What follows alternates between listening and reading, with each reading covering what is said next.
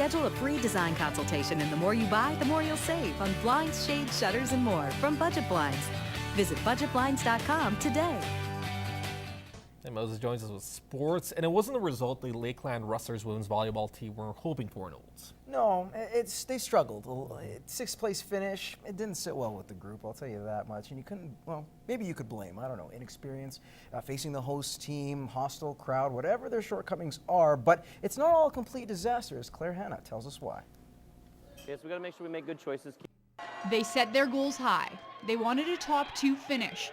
But this past Thursday, the Rustlers lost to the Olds College Broncos and ended all possibilities of extending their season. We really felt that we should have been in a medal match this season, and that's what we set our heights for. For 3 players who celebrated their seniors' nights last week, this was a final chance to accomplish something that had only happened once in school history. It is disappointing to not get to that point, and after you experience it, you want it a little bit more.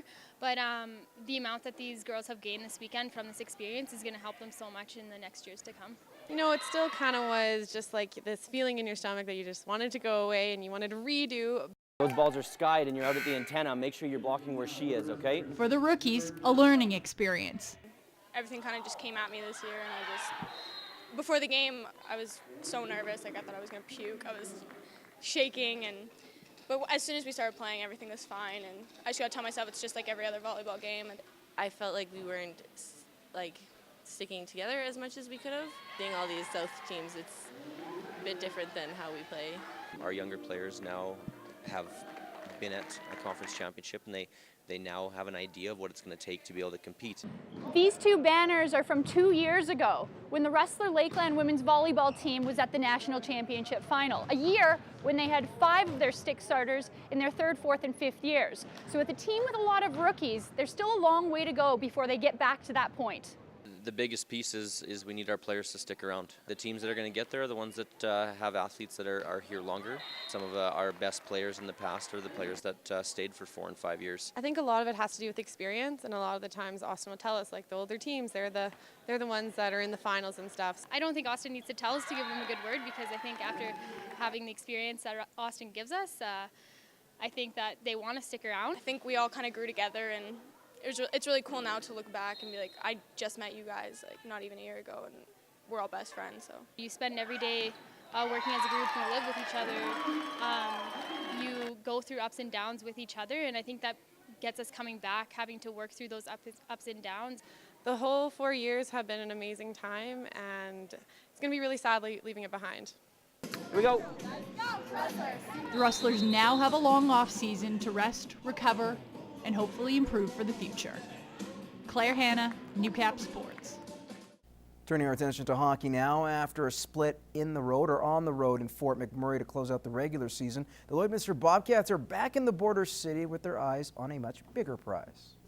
Obviously, we went in there, would have loved to have won 2 games, and if somebody told us you're going to go in and get a split, we would have taken it to go in there, and especially winning that last game and playing so much better. So, yeah, you know, now that we did secure 2nd place, we got to put that behind us. We start all over now, and let's get off on the right foot. It came down to the final game of the regular season, but the Bobcats were finally able to clinch 2nd in the North Saturday night. Now they gear up for a playoff date with the Whitecourt Wolverines, who will be looking to avenge the loss to the Cats in the opening round last year.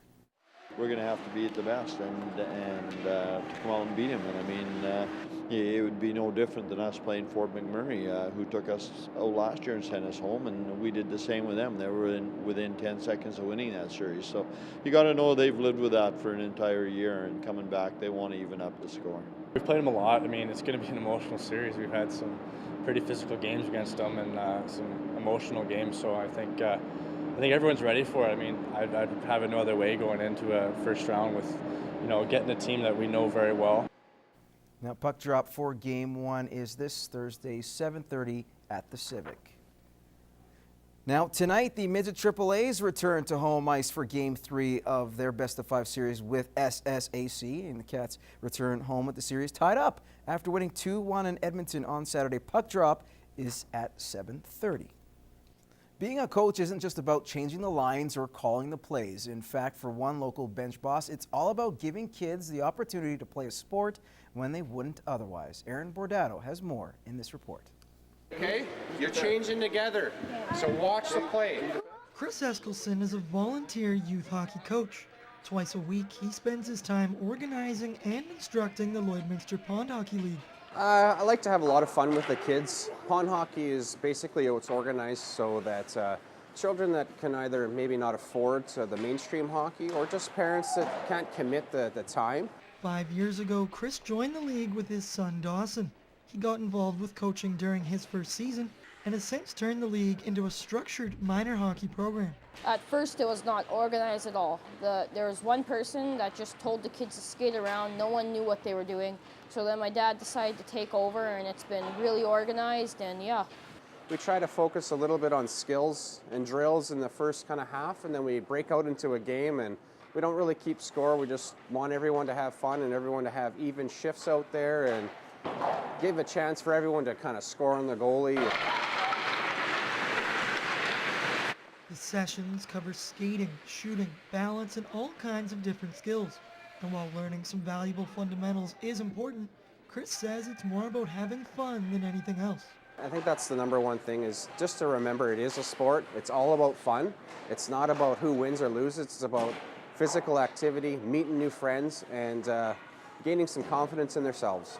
Aaron Bordado, Newcap Sports.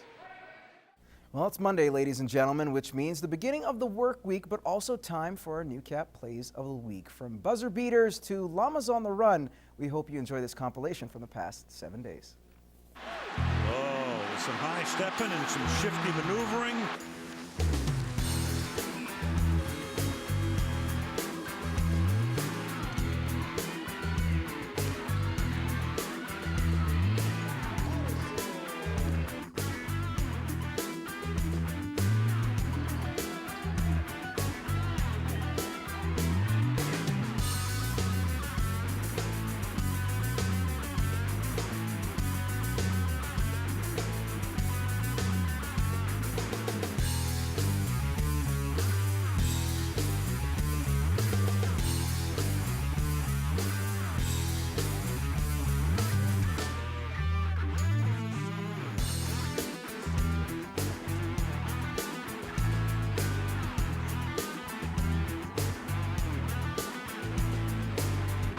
Peterson tries to strip it.